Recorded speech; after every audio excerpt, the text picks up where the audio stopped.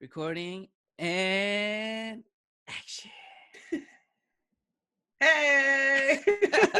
Hey guys, welcome back to Have You Seen? Starring me, Julius Cruz. And I'm Kijan Sandy. We are going to be reviewing another movie today, and today's movie is Ping Pong Playa. Yep.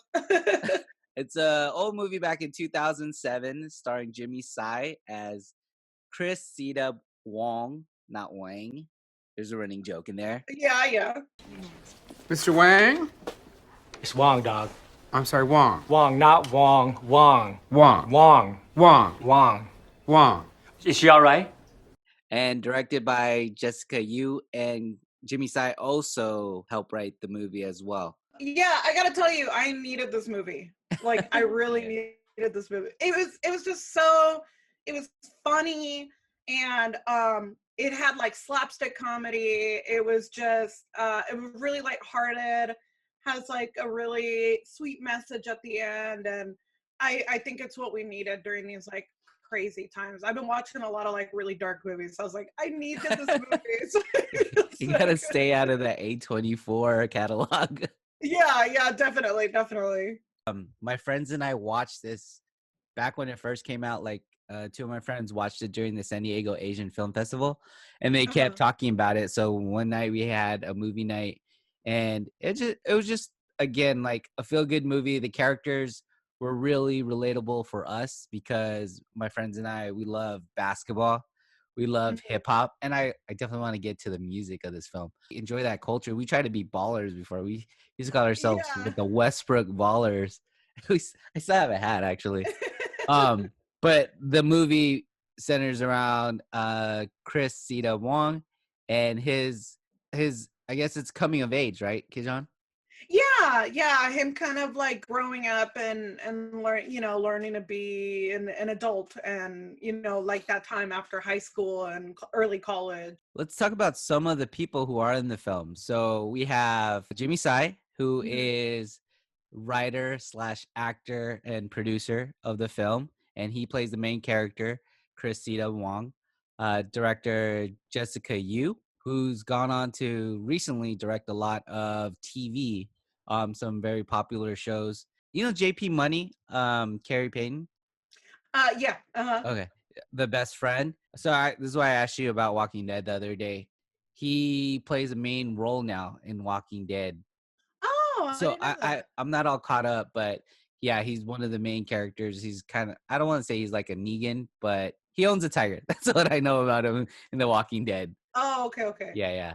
But he was cool. I liked his character. And then you have the Felix, the little kid in the film. Like, Yeah. how'd you like Felix? He's just a funny character.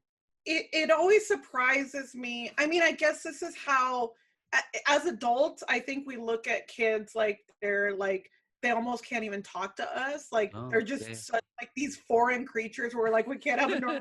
So I'm always so surprised when I see these kids, and I'm like, they're so good when they're acting. Like they're so natural, the timing, the pacing.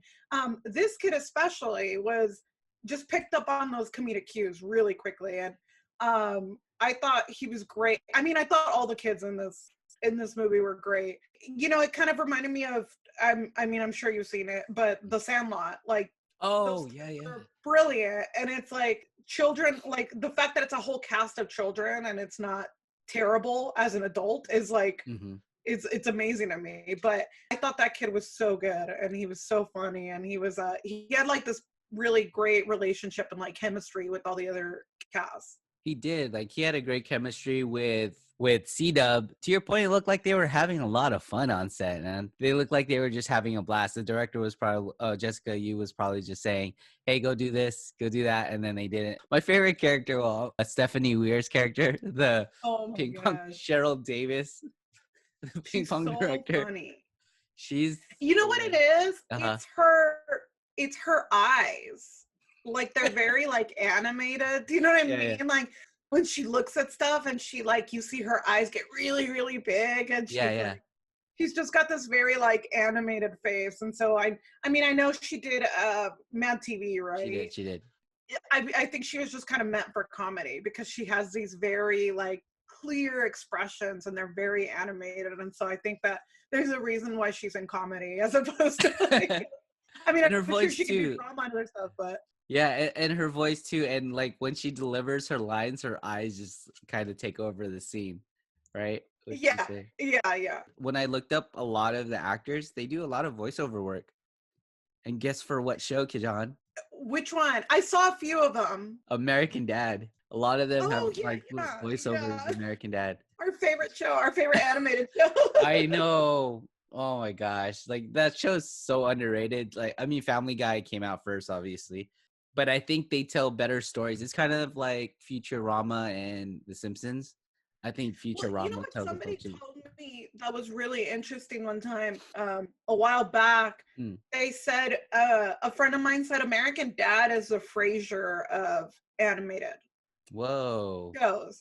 And I thought that was really interesting because it's true, because it's not just slapstick comment. Like there's a lot of like political jokes in there. Yeah, There's yeah, a yeah. lot of like adult humor in the way that you would have to know politics and news and current events to like get these jokes. And so I think it's true. It's like a little bit of like a smarter comedy. Whereas like Family Guy's really funny, but it's like really, it's mostly like slapstick. It's like fun, you know, Yeah. like it's a sillier show. Yeah. Because Family Guy relies on those cutscenes Yeah, to tell their jokes. Where American Dad, you kind of have to think or know a little backstory. Like the Oliver, there was one Oliver, The Oliver North. Yeah, Yeah. the Ollie North song. Mhm. You have to know a lot of the political background and historical events. The plot. John, do you mind doing a rundown of the plot as they switch jerseys? Because that's a running gag in the, Yeah. in the movie. So this story is about Christopher C-Dub. He is a Chinese American. He is kind of forced into this role to be a ping pong teacher at the local community center because he got his mom, who is normally the teacher, in a little predicament and she got hurt, so she can't play anymore. So in teaching this, he then becomes very competitive with these two other instructors and then decides to enter this huge tournament that his family normally enters, but he is not involved in. And so this is kind of his way to prove that he can come through for his family. He is this very typical black sheep of the family. Yeah. He's a little immature, but I think that's like him trying to figure out what he wants to do. Yeah, this movie's about him like coming through and really, really finding out what he's meant to do. The whole dynamic between his family and the tournament, because his brother keeps winning the tournament and it brings business in for the family because there's a big ping pong following, I guess. And he tells if the brother doesn't win the tournament, then they can't get that much money or people won't go them. And they're doing it for family. The very beginning of the film cracks me up because he's playing a pickup game and he's dominating the pickup game. And then you zoom out and you realize he's playing a bunch of kids and he's talking trash. The trash game in this movie is on point. The trash talk game. Did you catch? So when I rewatched it last night, did you catch what he was calling the bigger kid? I don't even know what his name is. Free Willy. Oh my god.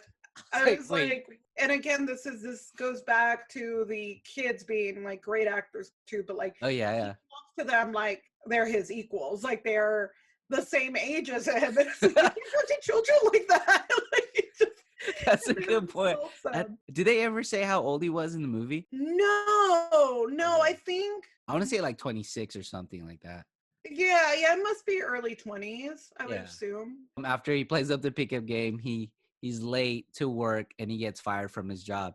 So this is kind of that whole he is a deadbeat. He has no direction with what he wants to do with his life. I don't know if he actually had a dream to play in the NBA.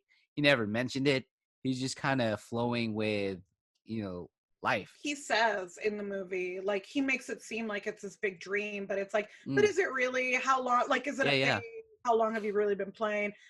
They do make it clear that he's not very good, like, the movie, but when you're younger and you think like, I'm going to be a famous rock star, or I'm going to be a movie star. So I think it's on that level, but I don't really think it's like a passion of his where he was constantly practicing or working onto moving forward with an actual basketball career. Yeah. It plays into his immaturity because you supposedly love this game, but you don't practice, you don't actually do any dedication to it because he wants everything to come easy. He wants everything to just kind of like be handed to him. That really shows in the first scene. He's playing kids. He's not trying to get any better. He want to play people his age.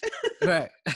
He wants to be able to dominate. And then that actually takes us to one of my favorite scenes in the film when his friend JP money when he calls him out at the mall. Remember, Chris and JP, they play pickup game with his best friends and his cousin. These guys are like adults, grown men, and he gets schooled, and then he kind of brings into light like how bad he is. When Chris and JP meet up in the mall, JP calls him out like, hey man, you come up with all these excuses for saying why you would say that you're great, but you're coming up with all the excuses why you're not great. You know what else I loved about that scene is like the tone of his voice. The friend, he says it very nonchalantly, like he's like, no, you're not good. Like you never, like he's not having like a serious conversation. He's telling him always in the way like, you should have known this. Like you do it over and over and over. And so it's almost like his friend is sick of pointing this out. No, I knew you were gonna lose. Like I know you weren't good. Like this is not what you're supposed to do. In him saying that very casually, that's where it kind of like clicked for Christopher, oh my God, he's saying it so nonchalantly that maybe I am like slacking off and not doing anything and not taking it seriously. Kids, they have the little fight and then they make up later in the movie. But again, like he called him out. He said, hey, you're not good. You got to do something. And that's what friends got to do at some point. I think he got to a point where he was enabling. Now this is getting super deep for a comedy, but he was enabling his friend, and then his friend called him out like, hey, you're not good. The funny thing about that scene is Chris, if you notice, Chris walks up to JP with some Cinnabons. Yeah.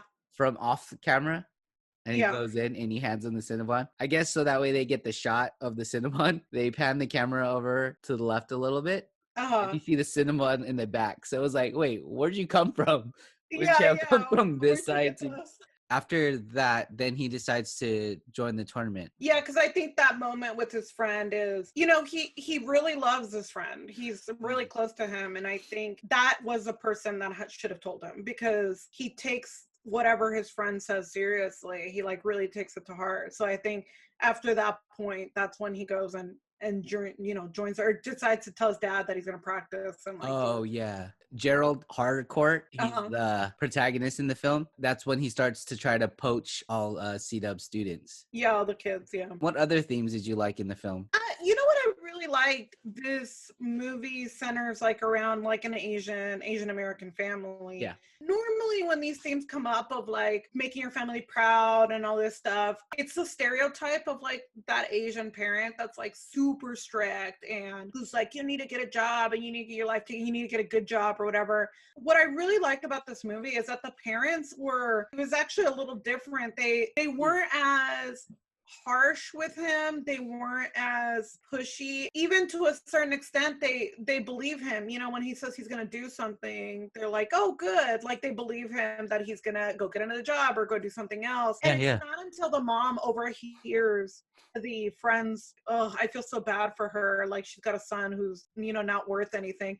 I don't think it's until that point that she feels really bad, because before that, she seems very like supportive of both of her sons. I think normally in these situations, when they show like the good son, it's always like the mom likes the good one only, and is like very distant to the other one. But it didn't feel that way. Like it felt like she loved both of her sons equally, and it really had nothing to do with their accomplishments. Like obviously they're very proud of the older brother because he's this doctor and he's like accomplished all these things, but she never showed that. She never showed like a bias towards loving one more than the other. And so I really like that. And the adults around him are also very, very, very optimistic, and they're almost like really proud of him, even when he meets So he met the dad of the Indian kid. Oh yeah, Prabhakar. Yeah. So he met The bowling alley. that little kid's dad. He's like, I see something in you. Fantastic. Absolutely fantastic. I was just like you, starting out. I think you would do really, really well. He said he's a very successful businessman now, the dad, but he was saying like, oh, I see myself in you, and I think you'd be really great. And he sees this charismatic and witty person, and so he finds that very valuable. Bigger kid, and then his dad is the same, where, oh, you should teach my son. Like, I think you'd do a really good job. There's always like very supportive adults around him, which I don't think happens in movies with these themes. Usually the adults are very like, you need to get your life together. Like, I really like that about this movie, that they're very like encouraging, and they're like, no, everybody goes through this, and we all need to, like, we all go through a point where we don't know what to do. And also kept the movie very like lighthearted and very funny. Like the parents weren't too demanding. There's that one scene where he walks in and he gets spanked by his dad. Yeah. He goes in and he gets spanked. Why did he hit him again? I forgot. I just thought that was super funny. I think it was during the practicing, wasn't it? You also need social skills. I think he was probably trying to call out people like the Asian Americans who are so focused on business, right? You have all the bottom line. The dad brings up the point like, oh, you have great social skills. My son needs social skills. And whoever played that kid was super funny.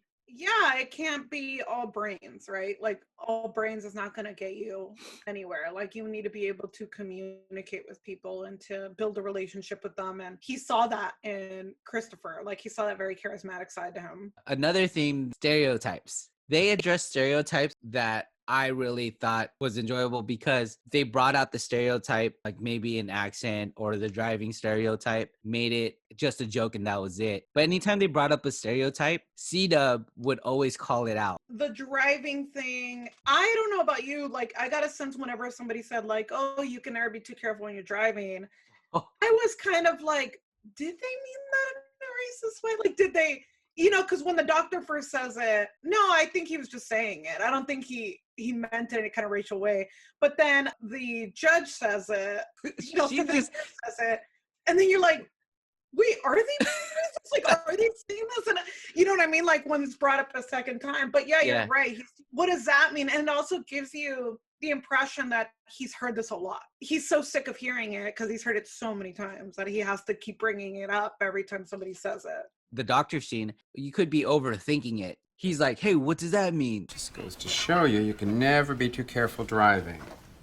Wait, hold up, dog. What's that supposed to mean? Excuse me? Like, you just assume that just because my mom's is Chinese that she's a bad driver? Like, she couldn't break her hand guarding or baking pies with some Martha Stewart shit? Hey, that's straight up racialism, dog. You better have malpractice insurance. I just read her chart. It said car accident on it. The doctor's like, it says there was a car accident in the chart. Yeah. It wasn't like he wasn't trying to be racist or anything like that. What did Cheryl Davis, what did she say in the shop?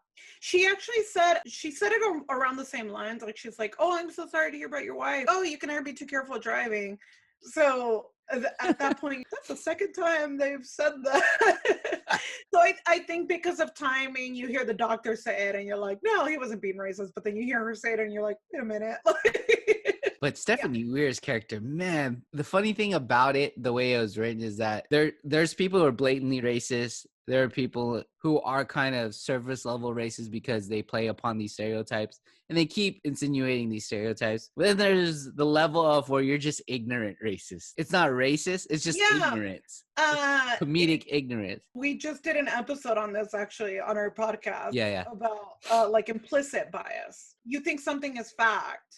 And so you think these stereotypes are fact, repeat them, and you think you're right. Like, you think you're stating a fact as opposed to like, no, you're being racist. And those type of people don't think they're being racist, right? They just think like, no, I'm stating a fact, like they're bad drivers. Like, that's just a fact, And so she's definitely one of those people where you look at her and you're like, oh, you don't think you're being racist. You think you're just, like stating these things like as if they are. And so it can also be really funny, especially in comedies. It can be really funny. You're like, you look at these characters and you're like, oh, they're just dumb. Like, I know we bring up Family Guy, American Dad on the show, but Family Guy, Peter says the most horrible, racist, sexist things, and you laugh because you're like, oh, he's so dumb. Like he doesn't know. Yeah. You know what I mean? Like he's not. It's not a hateful heart No, when he he says these doesn't think things. he's being malicious. She doesn't,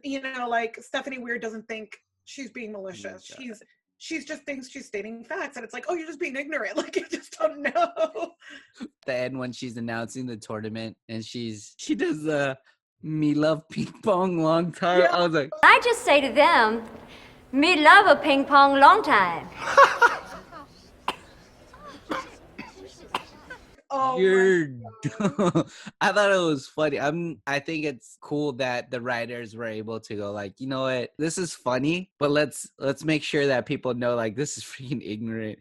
And that's why anything that was stereotypical or someone acted out on the Asian stereotype, they made sure to show the disdain for it. Hey, that's not right. Like they cut to the audience and they're like, yeah, I mean, but everyone's being polite, and then Cedar will call people out too. That's what I really liked about his character. He was feisty. Yeah, that part especially was really funny because it was so ridiculous. Like you Yeah. laughed. No, nobody would say that. You would like to think that nobody would say that, right? Yeah. And then that, like you said, when they showed the audience, and it was like, what did she just say? You pointed out earlier, like American Dad, there are subtleties. When I rewatched it again, I didn't realize there were people in the audience holding British flags. That cracked me up when they all came in with like the supposed country that they represent, and then that made me laugh a lot because that's not something that's brought up very often. Like when you see movies, depicting race, it's not, the white people are not bringing in their origin of, you know what I mean? Like they're not bringing in English flags. Oh, I didn't see it. That was really funny. Usually they would bring in, if this was like another movie, they would bring in an American flag. Yeah, and like just assuming like, oh, we're from here, instead of being like tracing back their origins. So yeah, that was so funny when I saw that. That's hilarious. I didn't even think about that. Oh, and then the ending, find out why C-Dub's parents kind of made him not play table tennis or ping pong for a little bit because he hates to lose. Oh and I think God. That probably had to do something. The funniest part, that is, I laughed so hard. I don't know what it is about kids screaming like that. Fell off my chair laughing. I was just like, this is so, it keeps extending. It's not even like he starts crying, but then they show him like knocking everything over and it just keeps going. And how he's a sore loser and he's just like screaming. And that was so funny. That little kid, whoever that little kid was like, so good.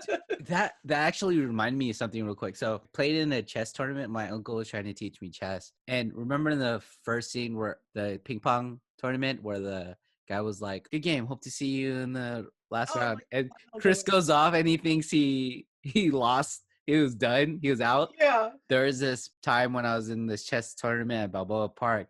And then I beat this kid and he goes, oh yeah, I'll go right on the board who won. Okay, and it was my first tournament, so I didn't know how it went down. Yeah. We went to the board, my uncle and I, and then this little kid said he won. Yeah, we had to call him out on it. It was so... Oh my gosh.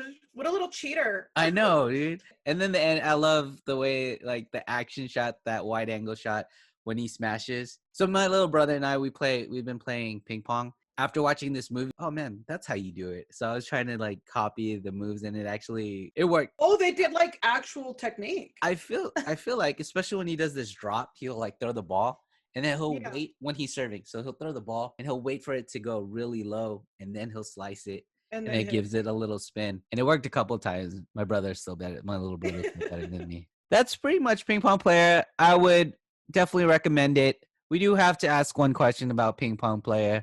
Kijan, did they mention San Diego? Did they? No. No, and that's one thing. It would have been a perfect movie. Yeah. If they just said something about San Diego. Real quick, the music of the movie. Whenever there's a rap, the music in it. Yeah, whenever there was a rap, all the lyrics are literal to what's going on in the scene. Yeah. I did notice that. I was like, oh, that's so funny. It reminded me of like an opera where you have this narrator, telling the story. It was so clever. Speaking of clever, the way they cover up curse. Yeah. was so funny. So for those of you who haven't seen it, when there's a curse word, there's another sound like covering it up so you don't actually hear it, which I thought was really, really funny. Like a truck will go by whenever they say something or something like that. I'm gonna be a passive, non-aggressive mother. Hey, hold me back, man. Hold me back, man. Oh no, it'll always be a basketball bounce. So it was always a basketball bounce. And then when the tournament started, when he's like, I don't want to wear those shorts. Those look like, and it would be like a ping pong ball getting hit. Son of a... Sad. I thought it was a different sound. Oh, that's so funny. Because you pointed that out, and then when I rewatched the movie, they did say the word ass. I don't know if you noticed that. Yeah. They did say that, but like the F and the B word and the S word, they would cover up. There was one time where he said the S word. I caught it. It's a 46 minutes. Yeah, I had to go back to see if it was a theme. Yeah. I did hear them curse during some parts, and so I was like, maybe it was only one part, but I did notice that it was like a running gag. But yeah, some of them slipped through. There's no like covering them. Would that have changed the rating, or was that Yeah, I wonder if they did it as an adjustment to get the PG-13 rating, or if they did it just purposely. comedy? Yeah, I mean, either way, it's funny. It's like really clever. So yeah. I mentioned to you earlier, there's a whole SpongeBob episode where they do that called Sailor Mouth. Every time one of them curses, you hear like a boat or like some kind of sound from the sea, from the ocean. So I thought it was really clever, and it reminded me. But like you were saying, Kijan, like with all the times what's going on right now, this is just a feel-good movie to watch. You know, I read a really on a movie that just came out that's really, really dark and really violent. It's a film critic that wrote the article. They were saying you don't have to watch, like, don't make yourself watch depressing movies because you think that you have to watch it. Do you know what I mean? Like, because everyone says it's so brilliant. Don't make yourself watch. Like, you have the right to say, I don't want to watch it. Like, you don't have to feel bad just because it has an important theme in it. You know, let's say you're watching a movie, like there's a movie about slavery. Feel like you have to watch, or like you're not a very bright person if you're not watching all these serious movies. Don't watch it. You know, don't put yourself through that. Watch a movie that you enjoy. It's fine to watch them every once in a while, but no one's going to blame you for taking this like mental break. And so this is a movie that gave me that mental break. It's just a really sweet, funny movie. If you're going through like a heartbreak or a loss, you don't want to watch happy movies right away, right? You got to give yourself time and watch those sad movies. Like, there are those moments where I want to watch, I'm okay to watch like a serious movie, or I'm okay to watch like something that's got a dark topic. This is a good palate cleanser. If you do have an A24 movie that you're going to watch, this is a good palate cleanser. I would definitely recommend watching this movie when you have a chance. It's an older movie, but have fun with it. And we are going to be interviewing writer and actor, producer, Jimmy Sai, Ping Pong Playa himself, and for another video that we'll have. And then next week, Kijan, are you good with On the Job, the Filipino film by Eric Mati? Yeah. Okay. So the next movie we're going to review is going to be Eric Mati's On the Job, a really cool film about higher ups in the Philippines use prisoners as assassins, hire them, and then they do their job, then they go back in the jail so no one can find them. It's a really cool insight and conspiracy movie about what really goes on in some of the crimes in the Philippines. Kijan, go ahead. You want to plug your other podcast? Microwave Coffee Podcast, wherever you download your podcast. You can follow us at Microwave Coffee Pod. And then I'm at Kijan Mustard. I'm at Julius S. Dela Cruz. And don't forget to follow Why Not Collective. It's my production company to all these creative things that we do, this podcast. We'll see you guys next time when we review On the Job. Bye. Bye. We should start cussing and then boom, boom, boom. Yeah. Hear about.